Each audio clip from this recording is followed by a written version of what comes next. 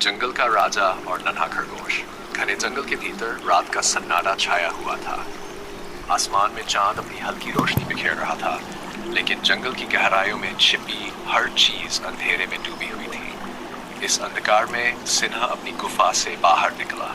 उसकी आंखों में भूख की आग जल रही थी और वह शिकार की तलाश में भटक रहा था। उसकी हर कदम से जमीन कांप रही थी और उसकी दहाड़ जंगल की शांति को भंग कर रही थी। घंटों तक सिन्हा शिकार की तलाश में घूमता रहा, लेकिन कहीं कोई जानवर नजर नहीं आया। उसकी भूख बढ़ती जा रही थी और धैर्य टूटता जा रहा था। तभी उसकी नजर एक छोटे से खरगोश पर पड़ी, जो एक झाड़ी के पीछे दुबका हुआ था। सिंह ने उसे देखते ही सोचा, ये छोटा सा प्राणी मेरी भूख को पूरा तो नहीं कर सकेगा, पर मेरी थकान और गुस्से को कम जरूर कर सकता है। सिंह धीरे धीरे खरगोश की ओर बढ़ा। उसकी आंखों में कठोरता थी, पंजे तेजी से आगे बढ़ रहे थे।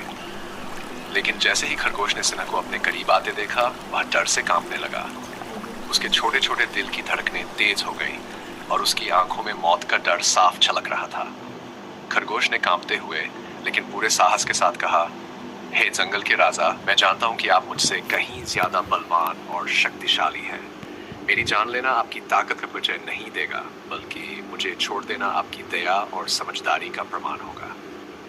सिंह ने खरगोश की इन मासूम लेकिन गहरी बातों को सुना और एक पल के लिए रुक गया। उसकी आंखों में कठोरता थी, लेकिन उसके दिल के अंदर कुछ हलचल होने लगी। वह जानता था कि वह इस नन्हे प्राणी को एक झटके में खत्म कर सकता है, लेकिन उसने महसूस किया कि सच्ची ताकत केवल बल में नहीं, बल्कि दया में भी होती है। सिंह ने अपने पंजों को धीमा किया और एक गहरी सांस ली। उसकी गरजती हुई आवाज में अब एक नरमी आ गई थी। उसने खरगोश से कहा, तुमने मेरी आंखें खोल दी। सच्चा राजा वही है जो केवल अपने बल का प्रदर्शन न करे, बल्कि अपनी दया और समझदारी से भी पहचाना जाए। जाओ, मैं तुम्हें कोई नुकसान नहीं पहुंचाऊंगा। खरगोश ने सिन्हा की बात सुनी और उसकी आंखों में आभार और राहत के आंसू भर आए। वह सिन्हा को झुककर धन्यवाद देकर धीरे धीरे झाड़ी के पीछे छिप गया, फिर वहां से भागकर अपने बिल में घुस गया।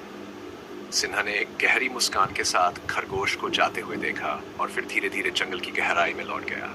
उस रात सिंह ने अपनी भूख को तो नहीं मिटाया, लेकिन उसे एक गहरी सीख मिली। उसने समझा कि सच्ची ताकत केवल अपने से कमजोरों पर विजय प्राप्त करने में नहीं, बल्कि उन्हें माफ करने और उन पर दया दिखाने में है। उस दिन से इसे जंगल के सभी जानवरों के बीच एक न्यायप्रिय और दयालु राजा के रूप में जाना जाने लगा।